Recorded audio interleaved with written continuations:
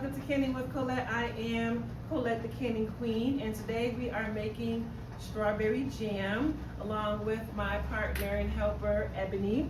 So it's a simple recipe. So we already have started with our strawberries. So here we go. So the strawberries have been nicely mashed. So we're gonna now get those measured out into our stainless steel pot. All right, and so we're going to put 5 cups of mashed strawberries inside. Thank you, Ebony. And make sure that they're nice. Do not use a food processor because you may over puree it. 2, 3,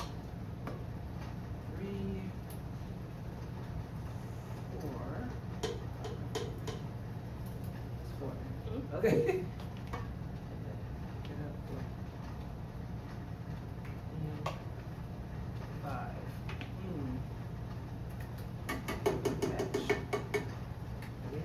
Left over, so we'll do something with that later.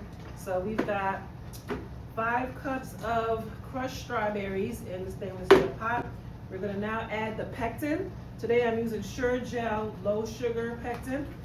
So if you can get that inside for me, I'm going to measure 1 1/3 cup of apple juice with no sugar added. Today I'm using Mott's natural fresh pressed apple juice, not from concentrate. So about 1 1/3 cups of the apple juice.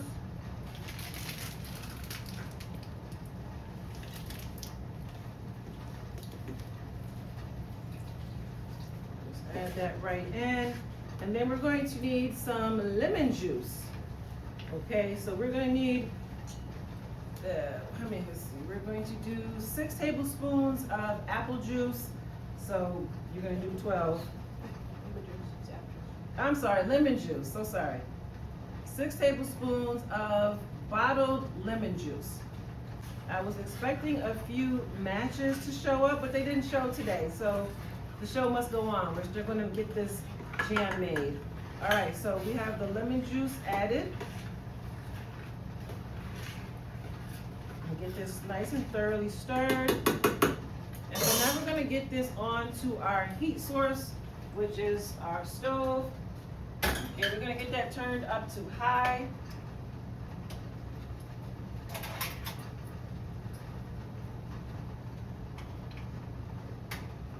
In the meantime, my jars, my canning mason jars, are sterilizing on the stove. So they've been boiling for a minimum of 10 minutes, so that's all that is required to sterilize your jars. And so we won't be needing this extra strawberries. I'll probably make another batch at another time. So I'll get all of that out of the way. And we're gonna wait for this to come to a boil. Once it comes to a rolling boil, then we'll get our sugar added. So while we wait for that, we'll get the sugar measured. 3 cups of white granulated sugar. You can use honey to substitute it. This is actually considered a low sugar recipe. Typically there's much more sugar added to a traditional jam, but we're trying to cut down on our sugar intake. So 5 cups of the mashed strawberries, 3 cups of the sugar. Typically it's about twice as much sugar, so we're not going to use all that sugar. And the only difference that you'll notice is you'll really get to taste your strawberries, and it will be a much softer spread, just not as gooey. Not all that sugar is actually necessary. Okay, so we'll get these 3 cups. You do want to make sure you pre-measure your sugar into a bowl so that when you're ready to add the sugar, it can all go in at one time. That's very important for it to go in at one time. All right, so once that gets rolling, boiling, then we'll add our sugar. All right, so the strawberries are starting to warm up. We need this to come to a nice rolling boil. So we're definitely not there yet, but you can definitely see where it's starting to heat up. It's typical for jams to, especially strawberries, to get like a little bit foamy. We can skim that off after the fact. But right now we're waiting for it to come to a rolling boil, so we'll give it a little bit longer. Okay, so it looks like we now have a rolling boil. That's what we want. As you can see, you want a boil that cannot be stirred down, so that when you stir it, it immediately comes back to a nice full rolling boil. And so now we're going to just add all of the sugar at once. And just make sure we get that stirred, completely blended in with the strawberries. And after we get this completely stirred in, we are going to wait for this to come now to another rolling boil. And when it comes to that rolling boil, we'll allow it to boil for 2 minutes. And then from there, we'll be ready to fill our jars with the strawberry jam. So this recipe is called a quick jam recipe. The pectin that we're using helps to speed the process up. All right, that looks nice and blended.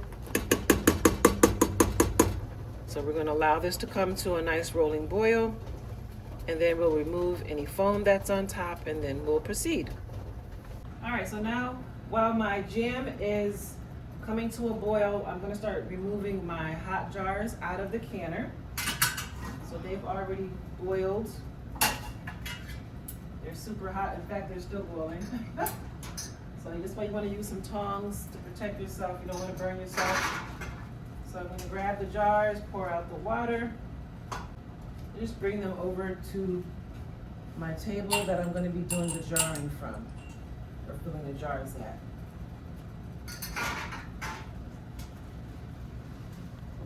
So you could use your tongs, or you could use the jar lifter. To me, I think the tongs maneuver better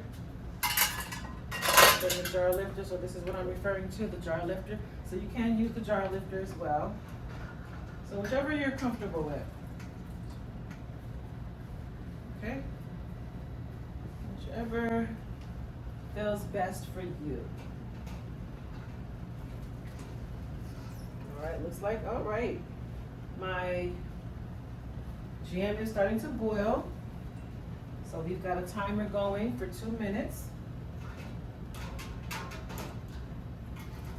Pretty much by the time I get all these jars out, get set up, and we'll be ready to turn off the heat and skim off any unwanted foam. There is one way to cut down on the foam. If you add about a teaspoon of butter to your jam, it will cut down on some of the foam. All right. Put the lid back on here. Okay, so if you want to, we'll have you zoom in so you can see the rolling boil that's taking place here. Let me grab my spoon, sorry. So you see that there? We're rolling again, and you see the foam? There we go. So I'm going to give it one last stir.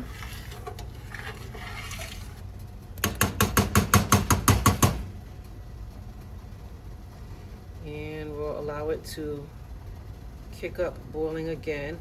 And typically as it starts to boil, the foam typically spreads around the edges, as you can see there. It looks good, it smells delicious. Wonderful, look at that nice rolling boil. That's exactly what we want. We've got about another 30 seconds to go. And then I will turn off the heat. I'll remove my pot from the heat, and then I'll start to skim off some of this unwanted foam. The foam is not dangerous. It just doesn't always look pleasant in the jars. So removing the foam just gives it a more attractive appearance. Beautiful. See how the foam spreads to the edges? All right, so I'm going to turn off the heat. And I'm just going to move my pot to the front just to let it start to cool a little bit. And I'll let it cool for maybe 2 minutes and then I'll start to remove the foam. Okay, so the jam has sat for a couple of minutes, so I'm now going to just skim off some of this unwanted foam. Try not to scoop too much of the actual jam under it. See the difference when we start to remove that foam? And whatever you do, don't stir it after it's already starting to cool, because the foam will just blend right in. And you'll be back to square one again. So just try to get as much foam as you can. And you can eat this. You can throw this in a smoothie or something like that, or sweeten up something. You can still eat it.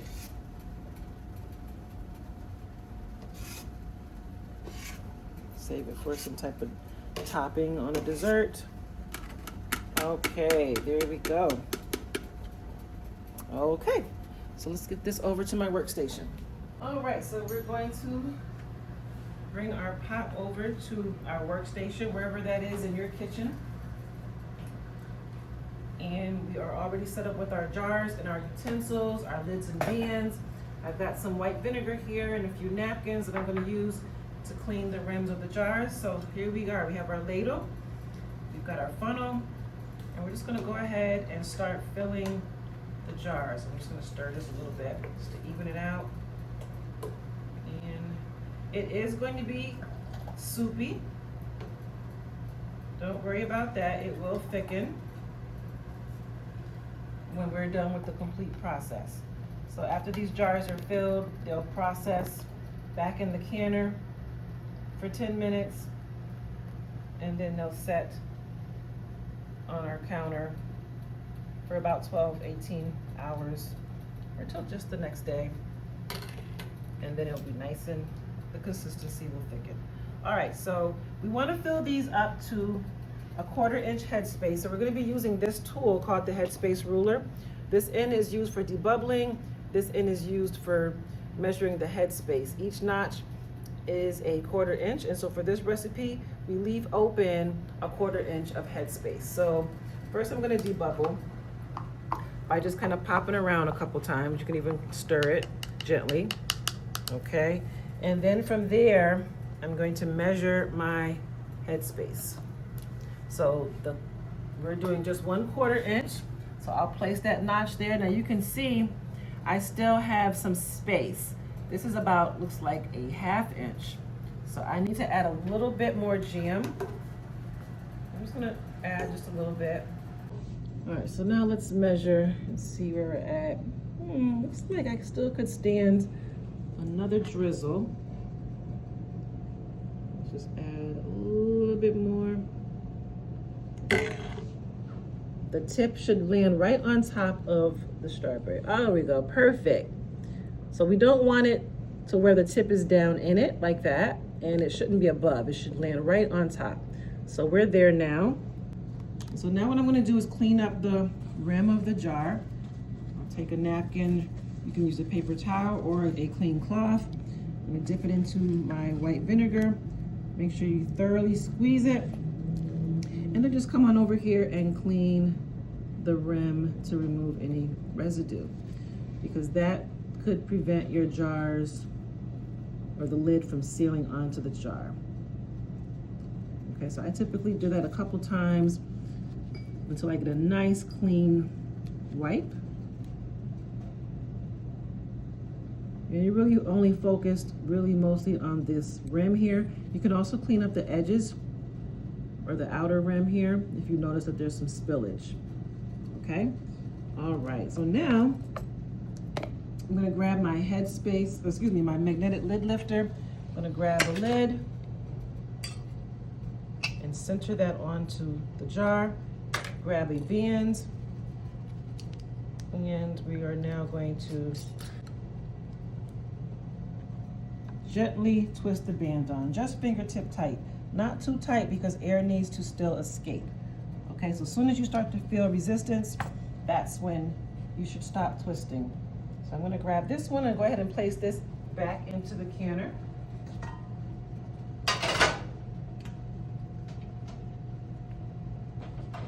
Now you can do them all first and then put them all in the canner, or you can do them one by one, it's up to you.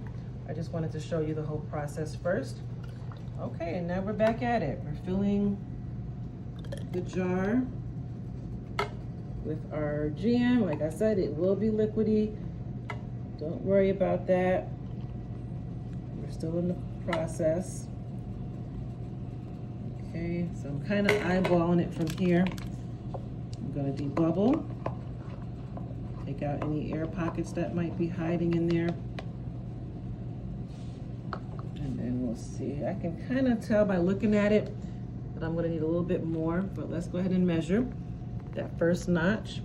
So as you can see, there's still some empty headspace there, so we want to bring that level up a bit. Let's see what we got there. Oh, there we go. Yeah, perfect. All right. And I can see the mess around the outside mouth of the jar, so we want to get that cleaned up. Like I said, and if you didn't have white vinegar, you could just use some hot water. Vinegar just does well removing sticky food particles as well as oily particles. So that's why the white vinegar is typically recommended or used. All right, perfect. Okay, let's grab ourselves a lid, center it on, grab a band, and again, we're only going to twist this just enough to resistance, and that's it. You do not want to over twist or over tighten the bands on. You want to be able to allow air to continue to escape. So we will have a few more jars, and like I said, we could do it assembly style. So we could just fill the jars first. So let's try it that way, so you see what that process is like. It's whatever you feel comfortable doing. So I'd fill that one, then I would just jump on over here to the next one. Maybe move this one out the way.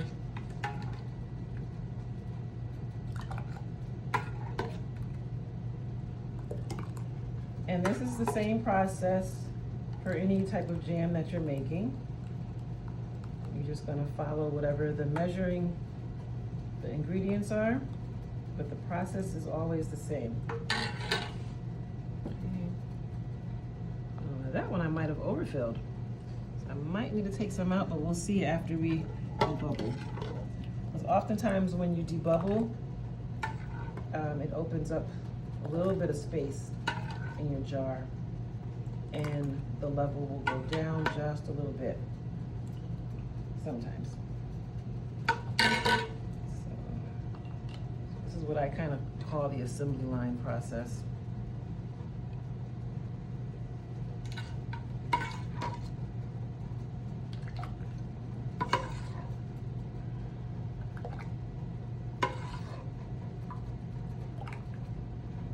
Almost there. We might have enough for one more jar, I'm not sure.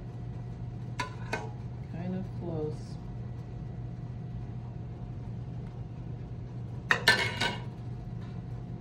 Okay, one more.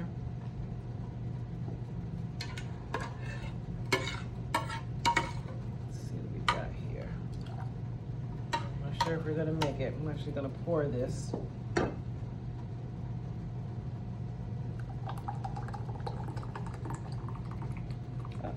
I think we may have made it. We'll see.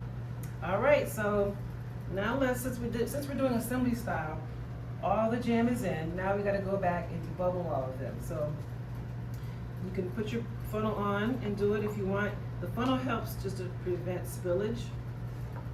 So we'll go around each one.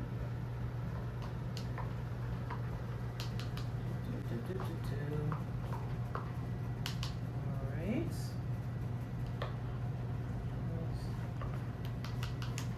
Okay. This one's very a lot of foam on still. Move that foam out. Okay. So now let's start start to measure the headspace. That one looks good.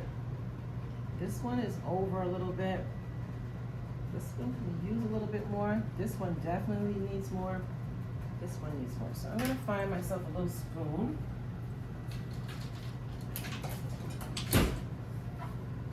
See if we can make some adjustments here. So we said that this one could use just a smidget, so I'll take some out of here to add. All right, that measure this one. That one actually looks good now. This one could use just a little bit, so I'll take some out of here. Measure. Looks perfect now. This one I can definitely tell could use more, so we'll take some out of here.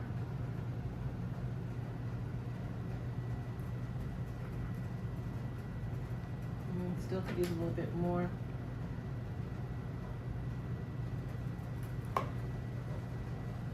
All right. Well, this one still has a little bit of foam on it, so I'm going to just scoop some of this foam out. So that we have a prettier jam for the end result. So now I'll remeasure. So now we need a little bit more, so I'll take some here.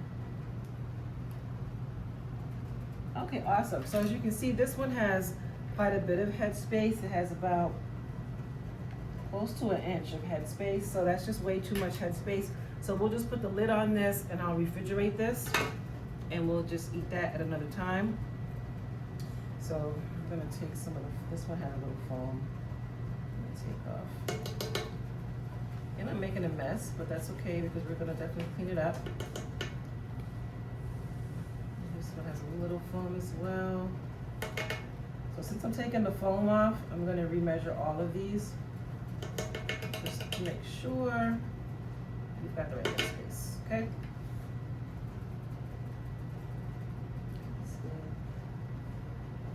So this one could use more, so I'll take from this other one. Jars are kind of hot, so don't do this at home.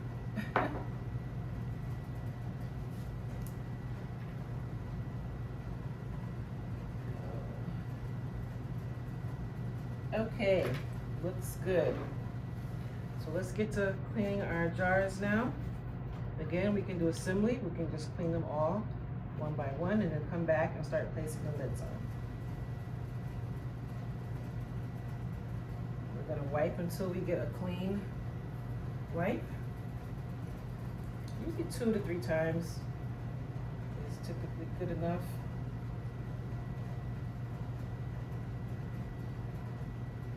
Okay.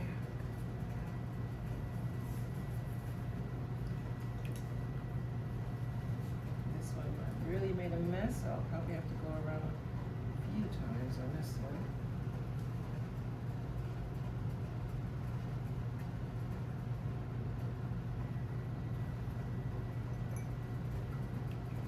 You could also use a cloth, a clean cloth. I think I might have mentioned that.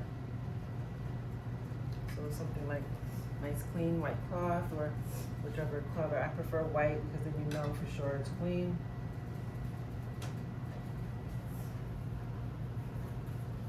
Like a tea cloth. All right, 2 more to go.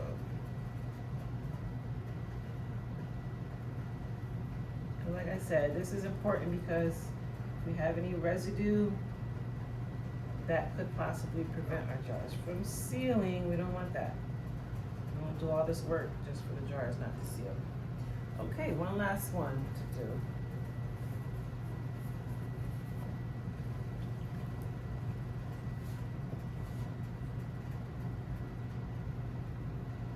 And if the jars are too hot for you to handle, you can wear like the thick kitchen gloves. Sometimes I do that if the jars are just too hot to handle.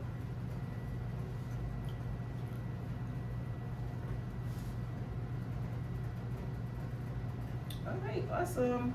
So now we'll just, and here's another magnetic lid lifter.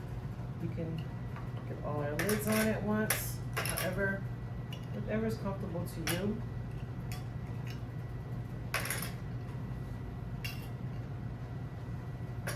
Back and get our bands on. Gently twist.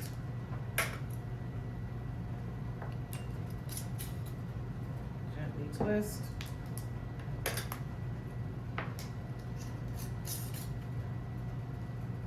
One last one. Oops. Okay.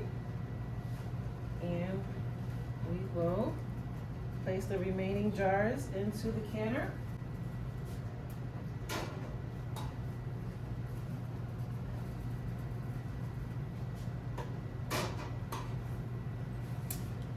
You can zoom in so that I can show our viewers the amount of water that needs to go inside the canner.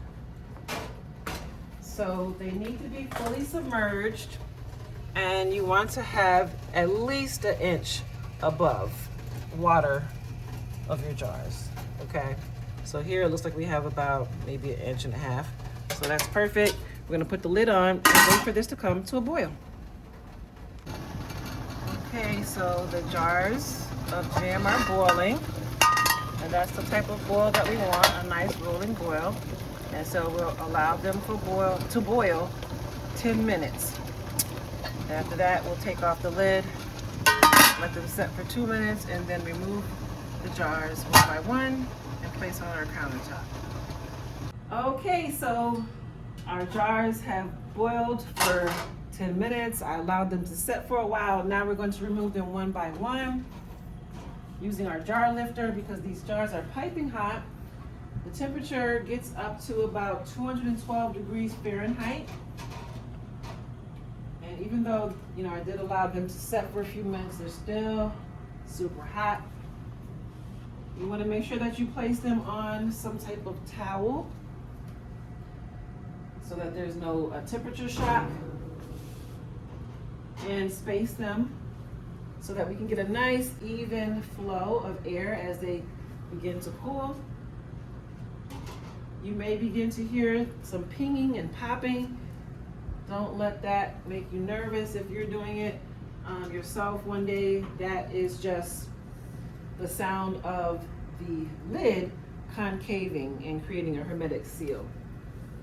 Okay, I think that was it. That was the last one. We'll let that stay there. So here we are.